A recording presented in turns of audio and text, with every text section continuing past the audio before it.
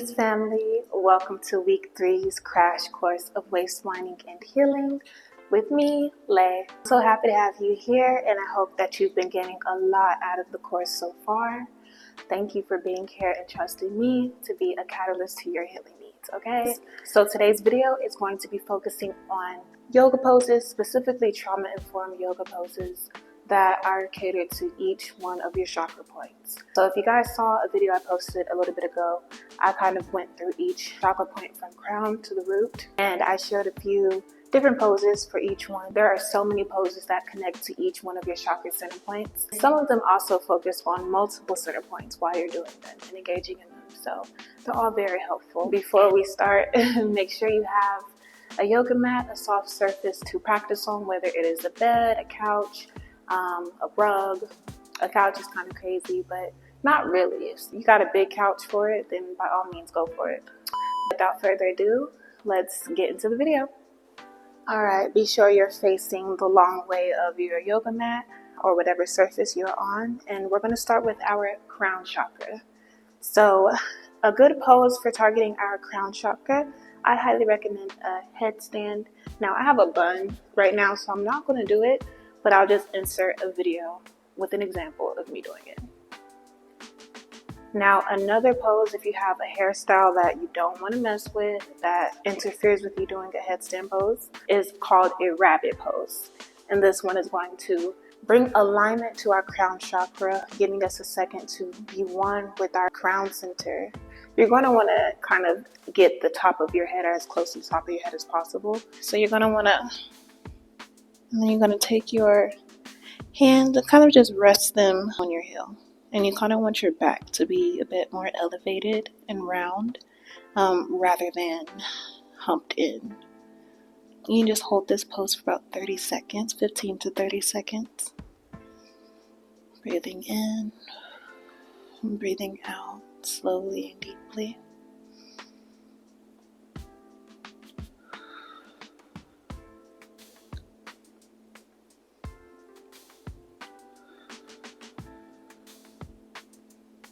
Okay. So after that, we're going to now be targeting our third eye chakra. And this pose, I like to keep it kind of open and free moving, if you will. Your third eye is connected to your intuition, connected to your ability to be all-knowing. Overall, being able to just trust yourself with movement, with judgment, and with timing. So this one is going to be kind of a waist-whine. I'll go ahead and show you. You can really reference a lot of what I taught you guys in the previous videos when it comes to cat-cow movements like this. This is a seated cat-cow, or even side-to-side movements, or simply connecting them all. Okay. Or you can just kind of move your upper body, move your arms, but spend about 15 to 30 seconds doing any kind of intuitive movement that your body feels called to do. It doesn't have to look a specific way. It just has to feel how you feel. It has to just feel and flow. Not much thought, just movement.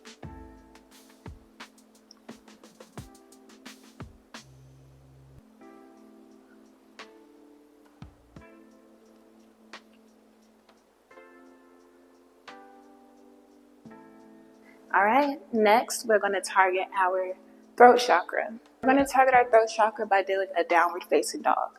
I'm sure you're like, what is the correlation? But when you're in that position, feel the energy within your throat center.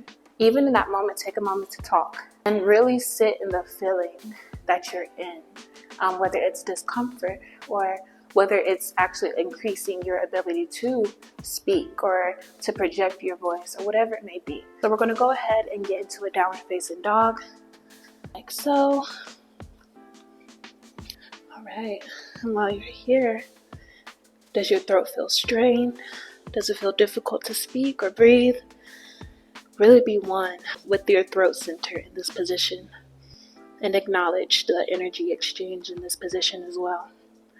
Hold this for about 10 to 25 seconds or more.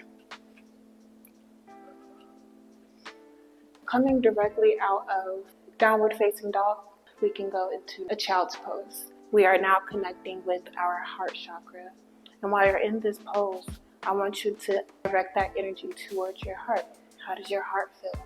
For each one of these, I want you to sit in each pose, at least for 10 seconds, and focus on the feeling of that chakra point. Focus on the energy exchange of this moment. You are connecting to different parts of your body.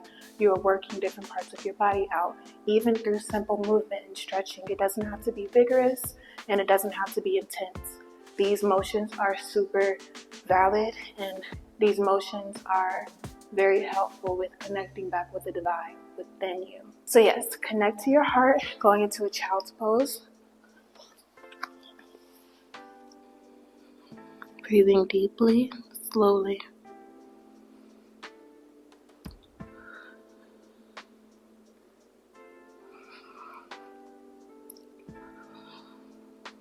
How does your heart feel? What's on your heart?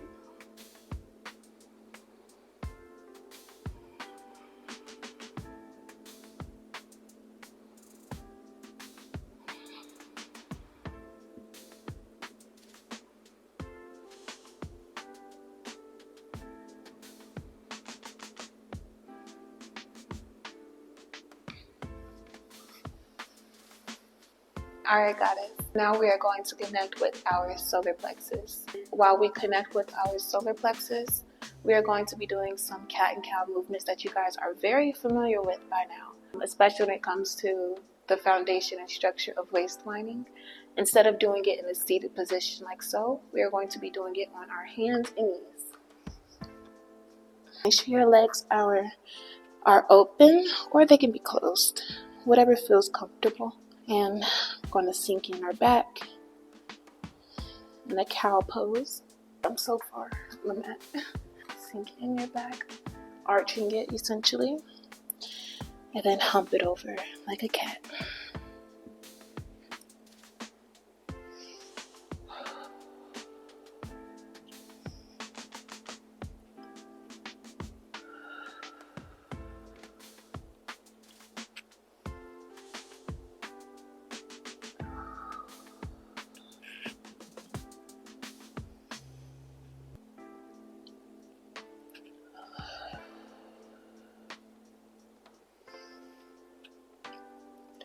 I like to really engage my core and my glutes. Going back up, I'm engaging my glutes, and then when I'm holding in this cat position, I'm engaging my core, and then releasing and doing it again.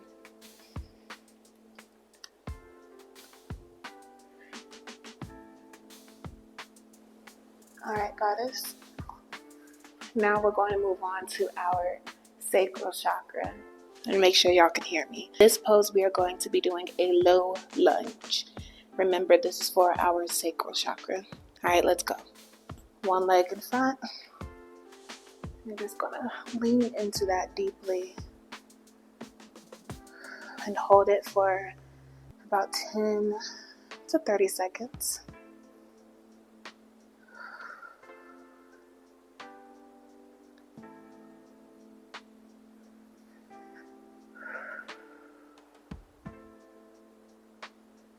Make sure you do both sides.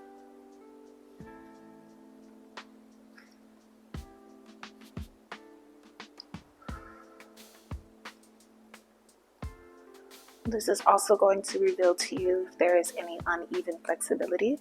It's a very humbling addition to your stretch, but it's very necessary, and it's beautiful how much you feel this not only in your sacral chakra but in your root center as well, which goes to show that these also can target more than one chakra at once.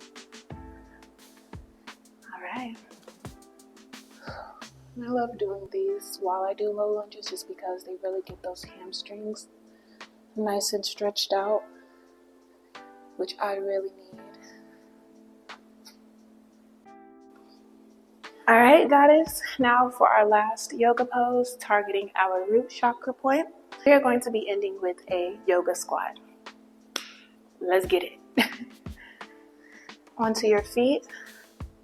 like so, and get flat on your feet, hands in front of you. You just want to essentially lock your elbows into your inner thigh/knee, kind of open them a little bit more. You can hold your hands. If you rock side to side, you get more of a stretch in your sacral center. Hold this for as long as you'd like. Breathing in deeply and slowly breathing out.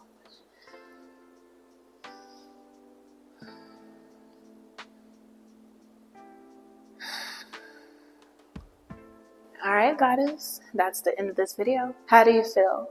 Comment down below and make sure you like, share, subscribe, do all that good stuff. Help me out while I help you out, if you will. And be sure to check out any previous videos I've posted if you missed them. So you know where to find them. Yeah, I'll see you in the next video, goddess. Bye.